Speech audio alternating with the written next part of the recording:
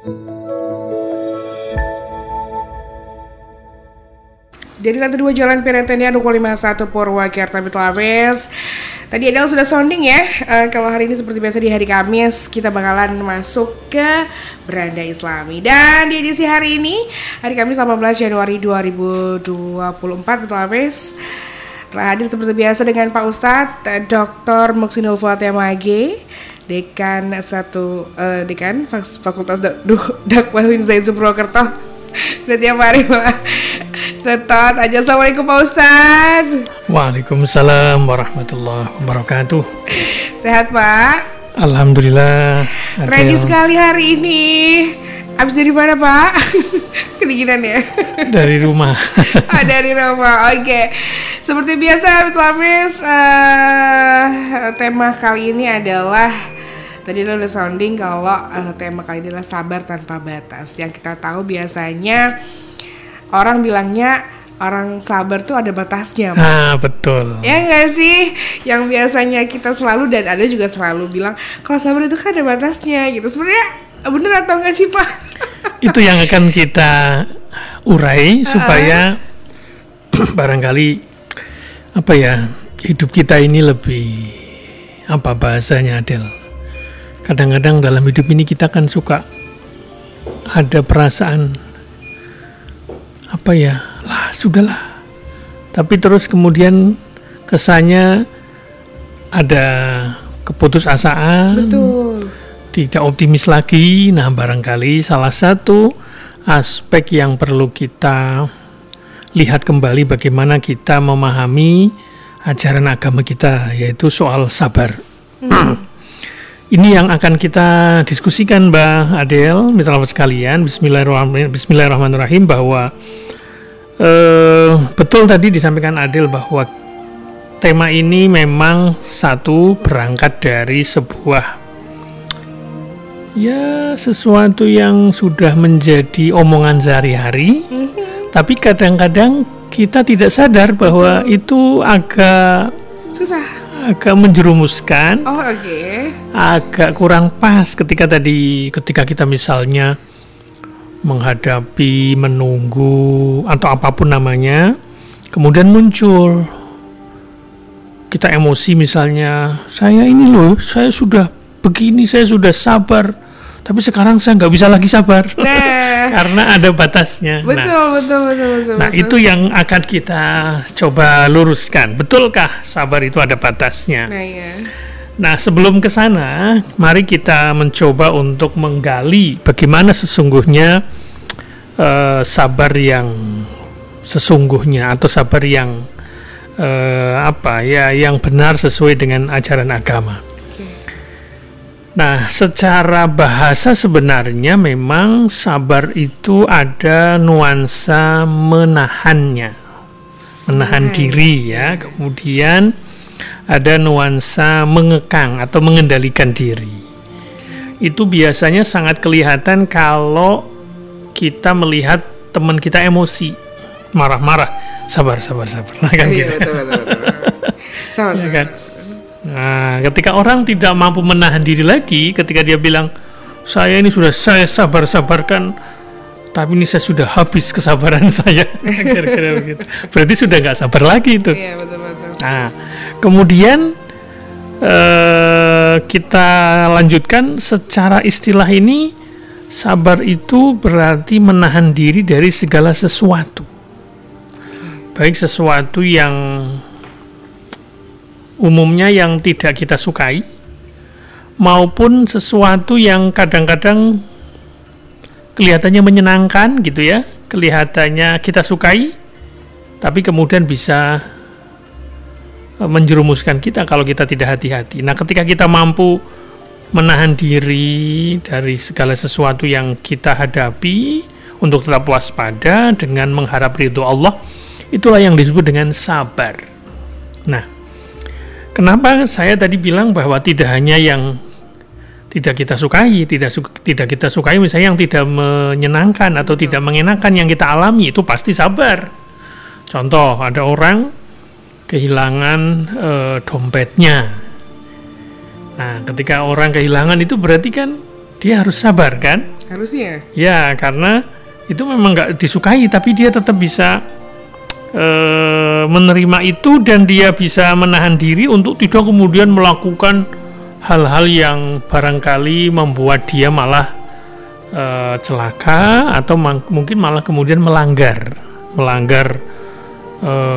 aturan agama misalnya, atau melanggar norma masyarakat dengan kemudian dia menuduh sana sini tanpa bukti. Itu berarti karena dia nggak sabar, akhirnya malah menimbulkan perilaku yang tidak pas, ya. Jadi yang tidak kita sukai biasanya ya tadi kehilangan, kemudian musibah berupa kematian keluarga kita, kemudian sakit, kelaparan, kehilangan tadi sudah. Atau termasuk kita juga harus sabar terhadap hal-hal yang kelihatannya nikmat, menyenangkan. Nah, dan itu kita sukai karena kita punya nafsu. Nah, sabar dalam hal ini berarti menahan dan mengekang diri untuk tidak memperturutkan hawa nafsu. Contoh, kita mendapatkan rizki yang melimpah, duitnya banyak, durian runtuh atau apa bahasanya, rezeki nomplok. Karena punya duit banyak, kemudian kita tergoda. Waduh, gimana kalau duit ini saya gunakan untuk saya foya-foya? Dia beli semua, padahal dia nggak punya pekerjaan tetap, nggak punya penghasilan. Karena dia nggak sabar, dia memperturutkan hawa nafsunya, dia habiskan uang itu, ya kan? Malah kemudian dia melanggar, karena hawa nafsu itu biasanya cenderung mendorong kita untuk melakukan hal-hal yang tercela.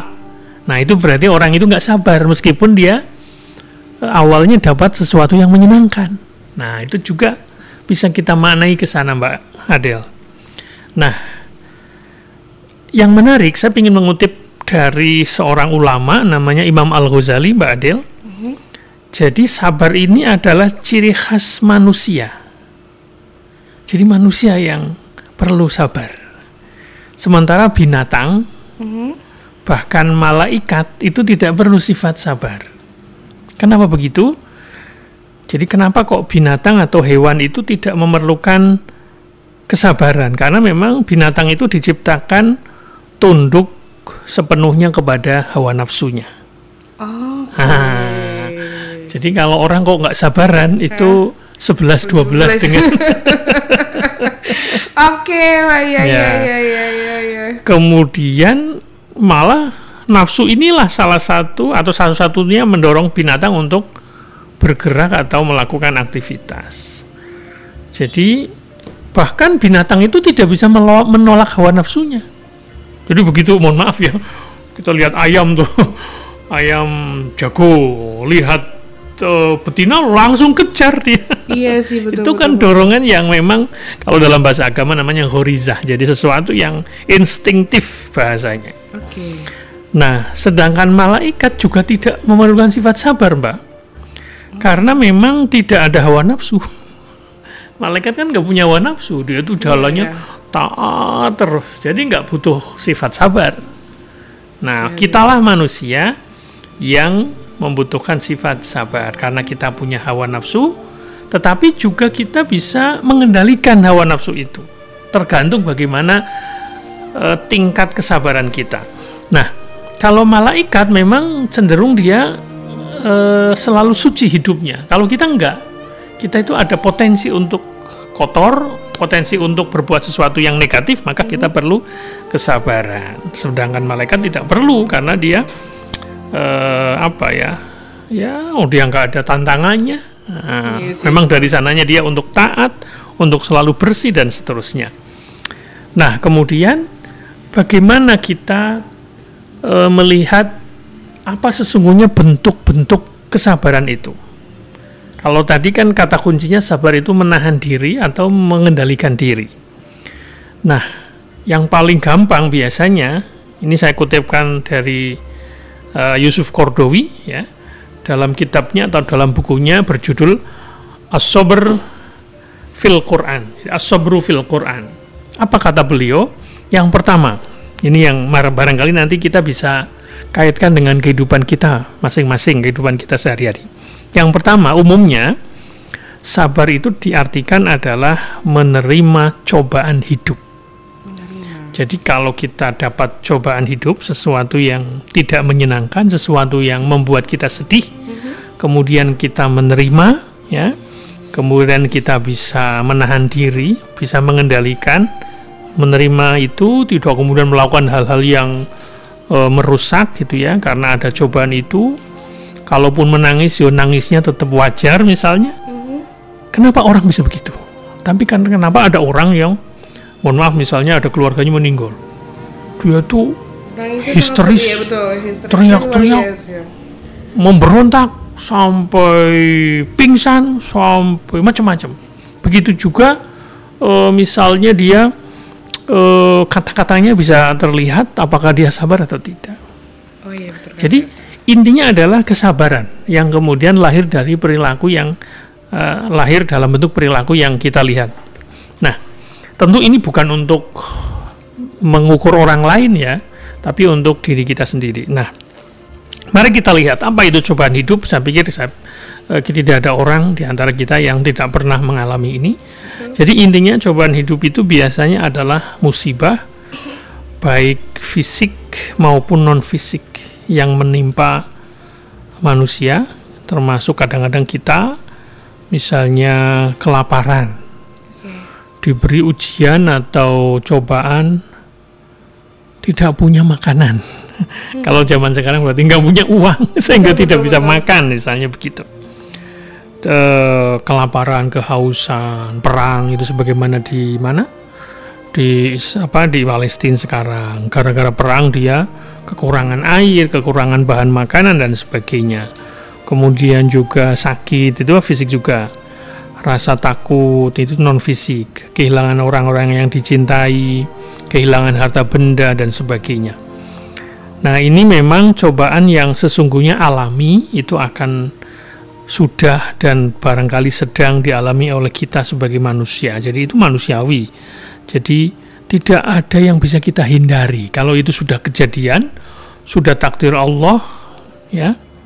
Seperti perang itu pun sudah terjadi, ya mau apa lagi? Kita kayaknya juga nggak berdaya kan? Iya, betul. Saudara-saudara kita di Palestina itu apa yang bisa dilakukan coba? Ya tentu dia berusaha melawan ya, tetapi kan ketika itu terjadi kan harus diterima.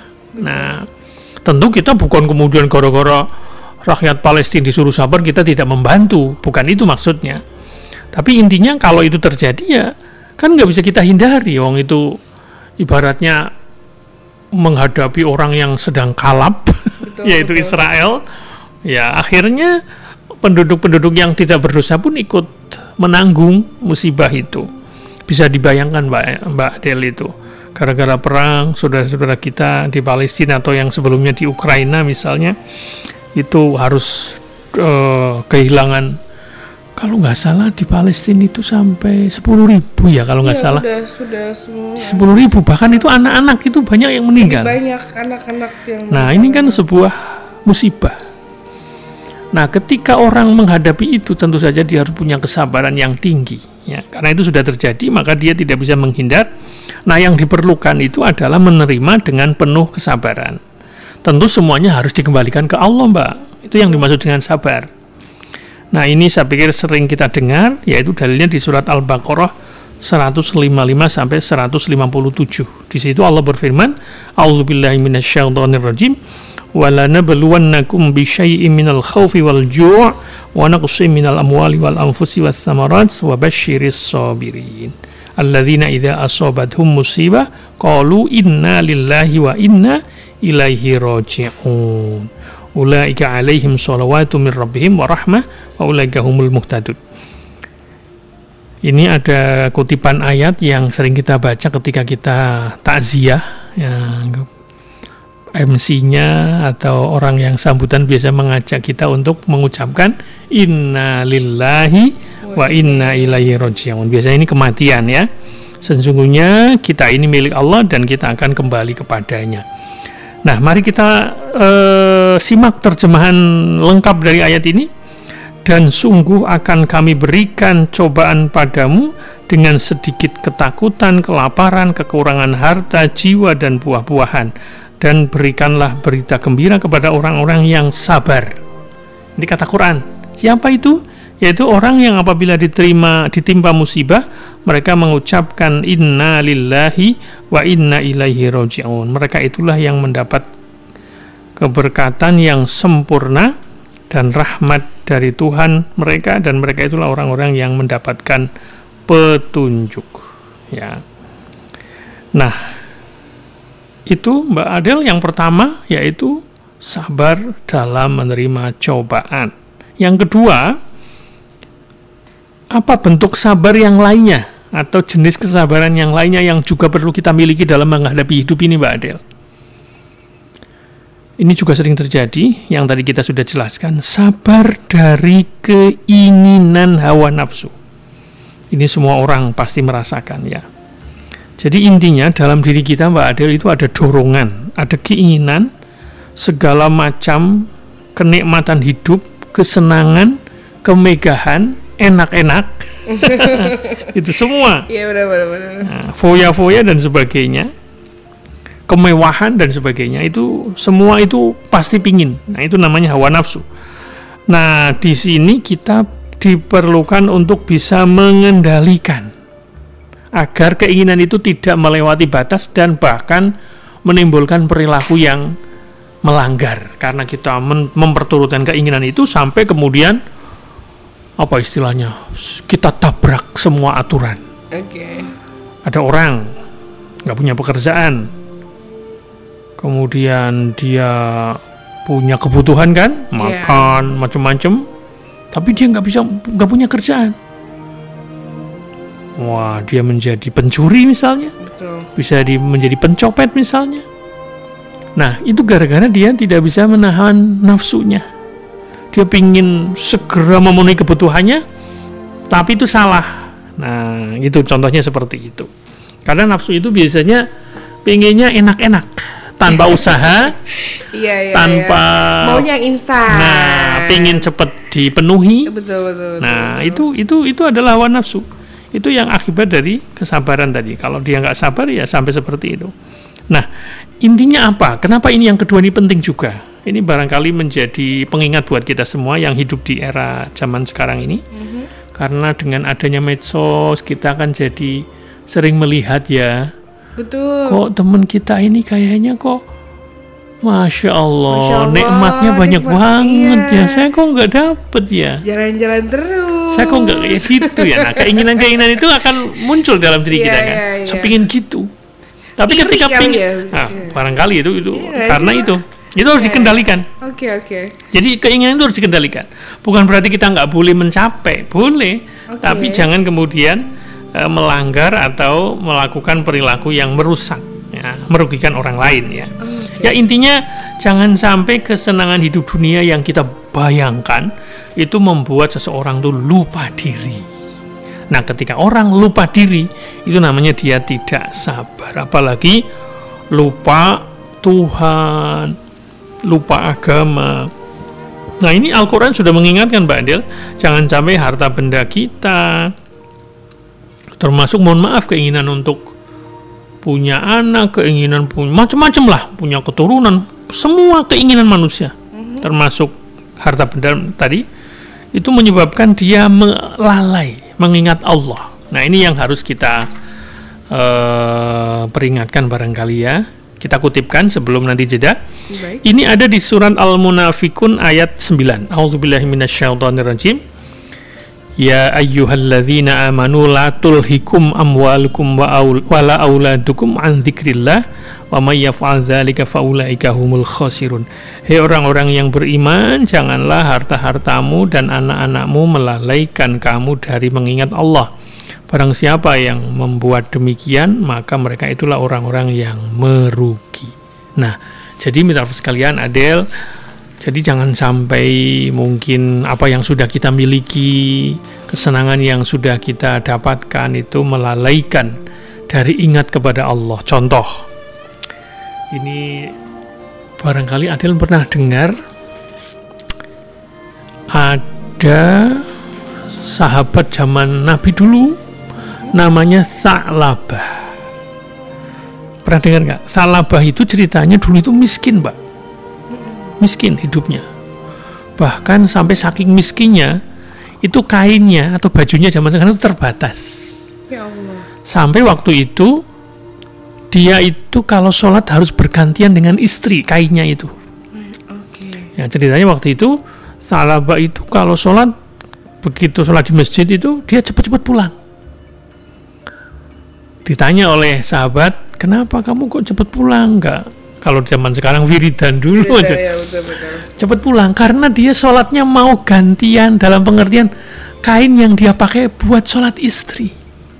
Ya Allah. Kan kalau perempuan sholatnya harus menutup Ya, aurat yes, kecuali muka dan telapak tangan kan. Nah, saking miskinnya itulah kemudian mungkin mereka kemudian berdua ya, suami istri ini, Sa'labah dengan istrinya, kemudian mikir, masa hidup kita kok kayak gini-gini terus. Akhirnya Sa'labah itu dengan istrinya itu datang ke Nabi, ya ini istrinya yang menyuruh Sa'labah untuk datang ke Nabi, minta didoakan supaya kaya. Nah, kemudian sampai berkali-kali, tadinya Nabinya nggak mau, tapi kemudian Sa'labah mendesak Nabi gitu ya. Ya intinya Nabi itu sudah mengingatkan gitu, jangan sampai kemudian malah kamu jadi lupa diri lah, kira-kira begitu. Betul. Akhirnya karena didesak berkali-kali, kemudian Nabi kita Muhammad SAW itu mendoakan supaya Sa'labah itu diberi kekayaan. Apa yang terjadi? Nah, kemudian dalam kisah itu, kalau nggak salah Sa'labah itu kemudian diberi kambing, anak kambing, ya. Kalau nggak salah sepasang ya. Nah, setelah diberi anak kambing itu, lama gitu, akhirnya kambingnya jadi banyak. Kambingnya banyak, ribuan kalau zaman sekarang. Berusaha ya. Wah, akhirnya gara-gara hartanya banyak itu, dia sudah mulai agak melalaikan sholatnya. Oke. Yang biasa ke masjid jadi nggak ke masjid, ya kan? Itu terus tambah terus. Akhirnya juga kejadian, ini kita singkat ceritanya. Sa'labah waktu itu dimintai zakat, itu nggak mau. Nah, ini contoh dalam sejarah pernah kejadian di zaman Nabi, dan itu terjadi setelah Nabi wafat juga. Sa'labah itu akhirnya menjadi orang yang lupa tadi, tidak mau bayar zakat. Nah, itu kan berarti dia lupa. Kan ketika kita berzakat berarti kita mengingat Allah kan. Betul. Oh, ini Allah menyuruh kita zakat nih, zakat. Nah, kalau kita punya uang banyak, punya harta, kok nggak mau zakat, berarti dia termasuk yang tidak ingat kepada Allah. Oke. Tidak sempat sholat dan seterusnya. Itu namanya melalaikan. Gara-gara apa? Hartanya. Begitu Mbak Adel, nanti kita lanjutkan kembali. Oke, betul. Silakan yang mau gabung boleh ditunggu di 081326151049 lewat WhatsApp atau lewat teleponnya di 621621. Jadi lantai 2 Jalan Peretendian Ukul 51 Purwakarta Petlaves masih dengan tema sabar tanpa batas ya Pak ya. Ya. Dan benar nggak sih Pak, sabar itu adalah sebagian dari iman juga? Ya betul. Betul ya. Jadi kalau kita beriman itu pertama itu sabar. Oke. Yang kedua syukur. Kalau mau disingkat ya. Oh gitu. Intinya gini, kalau kita dapat yang menyenangkan, nikmat, kita syukur. Oh iya. Kalau kita dapat yang gak enak, kita bersabar. Meskipun dalam pembahasan kita, ketika kita dapat yang enak-enak, kita juga perlu bersabar karena kita perlu mengendalikan keinginan kita. Betul. Jangan sampai yang enak-enak atau nikmat itu malah kemudian melalaikan kita. Iya. Jadi saling berkaitan. Kita lanjutkan kembali Mbak Adel. Boleh Pak. Yang ketiga, bentuk-bentuk kesabaran itu adalah sabar dalam menjalani ketaatan kepada Allah. Dalam beragama itu perlu sabar, Mbak. Kadang-kadang kita sholat, ya kan? Betul. Sehari bisa full, bolak-balik ke masjid, kita harus menghadiri kajian. Macam-macam itu butuh kesabaran itu. supaya kemudian tidak merasa bosan, tidak lembek. Besok bentar lagi kan, ini sudah Rajab ini, Syaban, Ramadan. Nah, kan sekali. Puasa itu kan butuh kesabaran itu kan betul, kita menaati perintah Allah itu dalam beribadah misalnya, ya. Nah, mari kita lihat dalam surat Maryam, ini penting juga. A'udzubillahi minasyaitonirrajim. Rabbus samawati wal ard wa ma bainahuma fa'budhu wastabir li'ibadati. Hal ta'lamu lahu samiyya. Tuhan langit dan bumi dan apa-apa yang ada di antara keduanya, maka sembahlah Dia dan berteguh hatilah. Jadi sabar itu berteguh hati, ya, dalam beribadah kepadanya. Apakah kamu mengetahui ada seseorang yang sama dengan Dia yang patut disembah? Jadi ketika kita menyembah Allah, beribadah kepada Allah, kita beragama, itu juga butuh kesabaran, yaitu sabar dalam taat.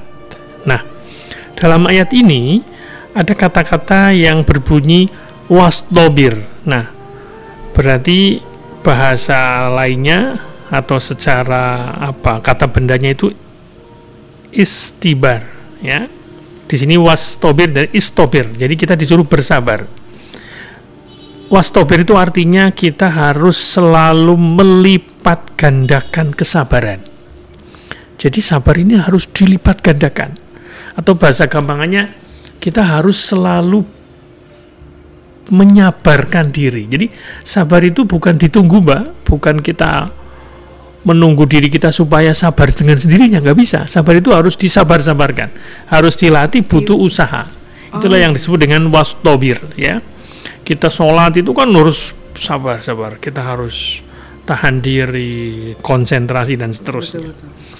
Nah, dalam ibadah memang dibutuhkan kesabaran yang berlipat ganda karena memang banyak rintangan, baik dalam diri maupun dari luar. Ya, mau puasa, mau sholat, mau apapun, itu butuh effort yang luar biasa. Itulah sabar sesungguhnya. Dalam arti sabar dalam ketaatan kepada Allah, termasuk beragama secara luas. Kemudian yang keempat, ini juga menarik menurut saya, yaitu sabar dalam berdakwah, sabar dalam berjuang. Atau mohon maaf, sebelum berjuang, kita sabar dalam menyampaikan kebaikan, menanamkan, mengkampanyekan kebaikan. Termasuk, mohon maaf, yang sekarang lagi pada kampanye. Kalau Anda menganggap bahwa calon yang Anda kampanyekan itu adalah yang terbaik dan itu diniati berdakwah, itu butuh kesabaran. Jadi kalau kita pingin calon kita menang karena itu diyakini adalah yang terbaik buat bangsa kita ini, itu butuh kesabaran. Sabar untuk tidak menipu, sabar untuk tidak menjelek-jelekan, sabar untuk tidak tersinggung. Betul. Karena kita yakin ini kebaikan yang kita kampanyekan. Calon kita ini baik misalnya, ya. Mosok mengkampanyekan capres yang baik kok dengan cara yang tidak baik. Betul. Dengan menipu rakyat misalnya, dengan menggunakan alat negara, itu nggak boleh. Termasuk misalnya menggunakan uang negara, menggunakan sembako, nggak boleh. Karena kemudian akhirnya malah jadi istilahnya ya menipu rakyat. Nah, nggak boleh begitu. Nah, kita harus netral misalnya kalau itu yang terkait dengan pemerintah. Ini kritik saja, nggak apa-apa. Saya sebagai warga negara kan boleh mengkritik. Saya kan tidak menyebut nama. Jadi kalau kita yakin calon kita yang kita dukung sekarang itu terbaik menurut agama kita misalnya, menurut keyakinan kita, itu bagian dari dakwah dalam dunia politik. Nah, itu harus sabar, panjang itu, menghadapi tekanan, menghadapi macam-macam. Nah, jadi kita harus istilahnya ya bisa berproses, karena memang untuk menyampaikan sesuatu yang baik itu ya butuh kesabaran gitu. Ini diisyaratkan dalam surat Luqman ayat 17. A'udzubillahi minasyaitonirrajim. Kata Luqman ini berdialog dengan anaknya, "Ya bunayya aqimis salata wa'mur bil ma'rufi wanha 'anil munkar wasbir 'ala ma asabak inna dzalika min azmil umur. Hei anakku, dirikanlah sholat dan suruhlah manusia mengerjakan yang baik dan cegahlah mereka dari perbuatan yang mungkar dan bersabarlah terhadap apa yang menimpa kamu. Sesungguhnya yang demikian itu termasuk hal-hal yang diwajibkan oleh Allah. Itu yang keempat. Kita lanjutkan sabar yang kelima. Itu sabar dalam hal apa? Kalau tadi adalah berdakwah atau menyampaikan nilai-nilai kebaikan, maka yang kelima itu sabar dalam berjuang yang tadi saya sampaikan itu ya. Kalau zaman perang ya berarti sabar dalam perang. Perang dalam arti yang luas ya, bukan hanya senjata tapi juga perang menghadapi persaingan ya. Kalau kita misalnya atas nama negara Indonesia berperang, bersaing melawan negara lain, itu butuh kesabaran. Termasuk mohon maaf, mungkin kita dalam hidup ini kita kadang berkompetisi kan. Iya betul. Perang dalam arti sana itu nggak bener, saya bener. Nah, itu kan perang juga kan. Ya, kayak berdakwah tadi kan. Nah itu juga butuh kesabaran, apalagi menghadapi saingan atau musuh, bahasa gampangannya ya, musuh yang lebih banyak atau lebih kuat. Jadi kalau kelompok kita kecil Mbak, itu bisa menang Mbak melawan kelompok yang besar dengan kesabaran. Jadi jangan dianggap yang besar itu mesti menang. Iya sih. Nah sekarang ini kan ya sama kan sebenarnya kan. Makanya bahasanya kan yang 01 timnas. Tahu nggak maksud saya? Maksudnya Capres 01 kan timnya namanya timnas, tim nasional. Kalau yang 02 namanya kalau nggak salah TKN, gitu, tim kampanye nasional. Yang 03 namanya TPN, tim pemenangan nasional. Mereka itu sebenarnya secara tidak langsung lagi berperang kan, berkompetisi maksudnya dalam pemilu kan. Betul. Nah, kalau Anda merasa bahwa pasangan Anda ini terbaik, ya itu patut diperjuangkan. Maka dalam perjuangan kampanye termasuk itu butuh kesabaran. Dan jangan takut kalau Anda, kelompok Anda atau kelompok kita misalnya nggak punya duit, apalagi partainya kecil, ya kan? Yang dukung sedikit. Jangan putus asa, jangan berkecil hati. Sering terjadi yang besar-besar duitnya banyak, pendukungnya banyak, kelihatannya oligarki, bisa kalah itu. Bisa. Asal kita menempuhnya dengan kesabaran. Jadi kadang dalam kondisi yang apa istilahnya persaingan yang sangat kelihatan ini, bahkan kalau dalam zaman dulu mungkin dalam medan perang itu harus betul-betul apa ya intinya kita harus main strategi, sabar, ikut komando gitu. Kalau kita perang ya, itu akan bisa menang itu. Ya, itu butuh kesabaran. Nah, jadi sebenarnya sabar itu bukan kemudian nerima, tidak melakukan apapun, Mbak. Nah, perang itu kan butuh perjuangan. Berarti kan aktif. Jadi sabar jangan lah sudahlah, saya sabar saja. Bukan itu. Jadi sabar itu bukan kemudian diam, bukan pasif, tapi bisa bergerak, bisa berjuang, bisa berusaha, tapi sabar. Sabar artinya ya tetap tahan dalam melakukannya. Nah, itu namanya sabar. Ya. Dalam kehidupan kita sekarang ya mungkin dalam berusaha, sabar dalam semua hal lah dalam kehidupan ini. Bukan hanya menahan hawa nafsu tadi ya, tapi juga bisa menempuh sebuah perjalanan. Seperti lari maraton, Mbak. Itu butuh kesabaran kan? Tapi kalau lari cepat itu kan kayaknya secepat-cepatnya sprint kan 100 meter kan? Betul. Itu siapa cepat dia akan. Tapi kalau lari 1 kilo, 2 kilo, wah itu butuh apa tenaga, ya? Jadi jangan terlalu diforsir di awal, tapi dia bisa tetap punya strategi jalan atau larinya nggak usah terlalu bernafsu. Dia lari tapi nggak terlalu dipaksakan. Itu namanya maraton. Dalam hidup ini seperti lari maraton, Pak. Butuh mengatur ritme, tidak kemudian pingin cepet sampai tapi malah tidak sampai gara-gara kita terlalu tergesa-gesa. Berarti ya ada nuansa menunggu juga sih. Memang kadang-kadang kata sabar itu kesannya menunggu kan? Iya. Sabar 5 menit. Sampai kapan? Nah, karena kita masih bingung. Sampai kapan sih gitu. Nah, tapi sebenarnya sabar itu bukan menunggu.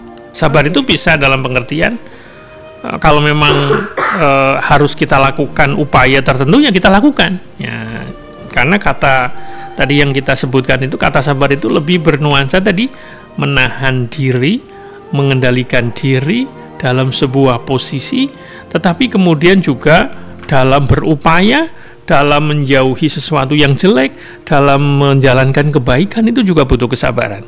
Ya, memang ada nuansa konsistennya juga, Mbak.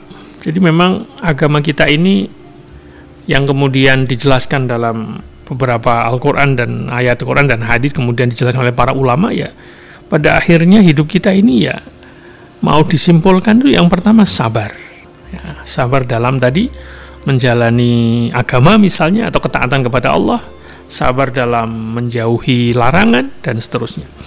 Nah yang terakhir Mbak Edel, sabar dalam pergaulan. Ini menurut Yusuf Qaradawi ya. Nah ini penting sekarang. Ini sangat relevan ini Mbak. Jadi dalam kehidupan kita sehari-hari kita ini kan tidak lepas dari bergaul, baik secara langsung, secara offline, nyata maupun secara online lewat media sosial. Nah dalam pergaulan itu kadang-kadang bahkan mungkin bukan hanya dengan teman di grup, tapi juga bisa dengan keluarga terdekat Mbak. Kita butuh sabar karena kita akan menghadapi banyak karakter ya. Misalnya di keluarga ya mungkin kita menghadapi pasangan kita yang barangkali termasuk antara orang tua dengan anak, antara tetangga dengan tetangga, guru, murid, dosen, mahasiswa, ini juga kan ada interaksi. Betul. Di situ perlu kesabaran. Jadi dalam masyarakat yang lebih luas ya, lewat media sosial itu juga butuh kesabaran karena memang kadang-kadang kita akan mendapati hal-hal yang tidak menyenangkan, bahkan kadang menyinggung, ya kan? Nah, itu butuh kesabaran. Jadi, dalam pergaulan sehari-hari kita ini, baik secara offline maupun online itu, ya jangan cepat marah misalnya. Jangan cepat marah, kemudian jangan gampang memutuskan hubungan. Betul. Gampang mutungan ya kepada hal-hal yang tidak disukai misalnya. Ya itu memang butuh kesabaran. Jadi ya intinya terhadap hal-hal yang kita tidak sukai dari pasangan kita, dari anak-anak kita, dari teman kita, ya itu jangan kemudian ya langsung apa istilahnya ya kita menutup diri ya. Kita tidak mau berinteraksi secara baik ya. Tentu ada orang nggak suka ya, bagaimana cara menghadapinya. Jangan kemudian langsung kita cut misalnya begitu ya. Termasuk ketika kita di grup media sosial, jangan gampang keluar kira-kira begitu. Iya betul. Sering kalau kecuali kalau ada hal-hal yang prinsip ya. Atau mungkin gimmick.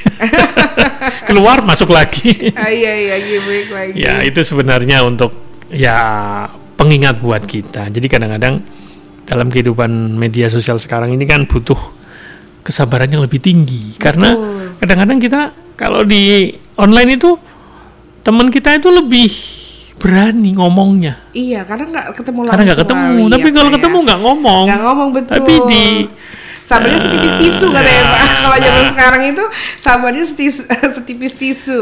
Nah ya nggak boleh, jadi harus ditebalkan. Oh iya baik-baik. Oke.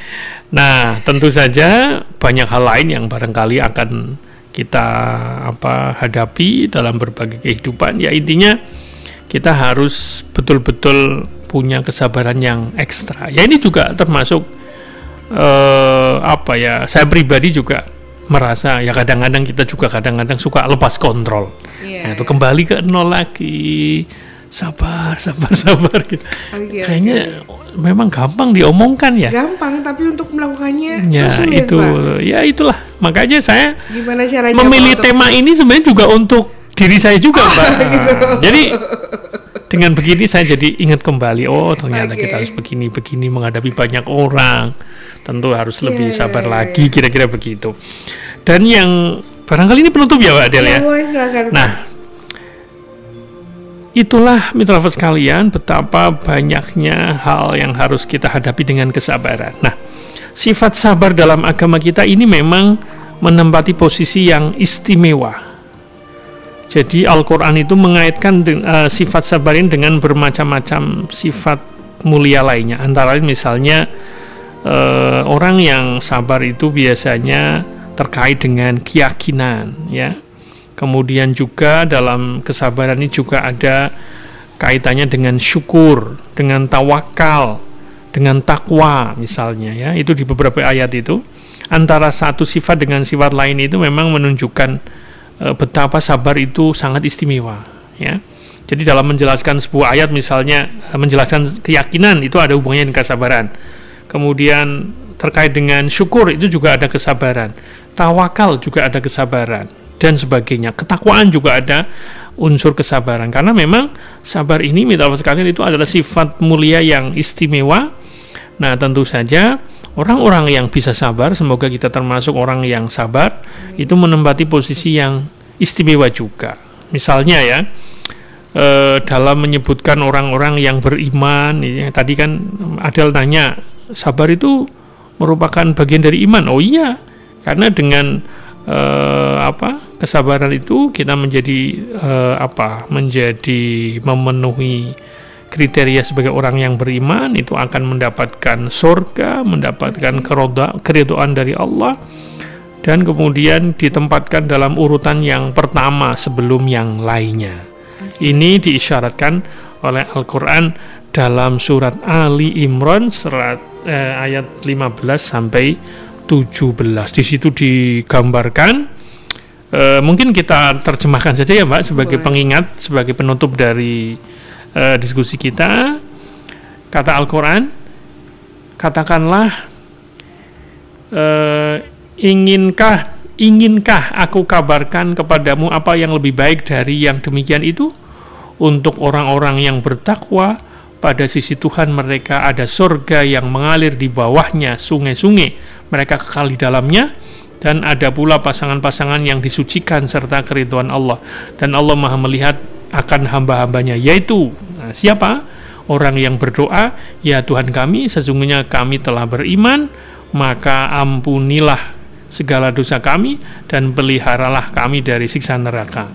Yaitu orang-orang yang pertama Mbak disebut sabar. Sabar, yang benar, yang taat, yang menafkahkan hartanya di jalan Allah, dan yang memohon ampun di waktu sahur. Begitu Mbak Adelina, semoga apa yang kita sampaikan bermanfaat dan menjadi pengingat buat kita betapa pentingnya sabar, dan itu tidak ada batasnya. Nggak ada batasnya, nggak ada sekolahnya juga ya Pak ya. Semoga bermanfaat. Assalamualaikum warahmatullahi wabarakatuh. Waalaikumsalam warahmatullahi wabarakatuh. Terima kasih untuk Pak Ustadz dan Betul Hafiz. Cukup sekian untuk Beranda Islami kali ini. Ketemu di minggu depan lagi di setiap hari Kamis ya. Dan Anda juga harus pamit. Terima kasih dan selalu tetapkan mitra sebagai pilihan terbaik Anda. Wassalamualaikum warahmatullahi wabarakatuh. Bye.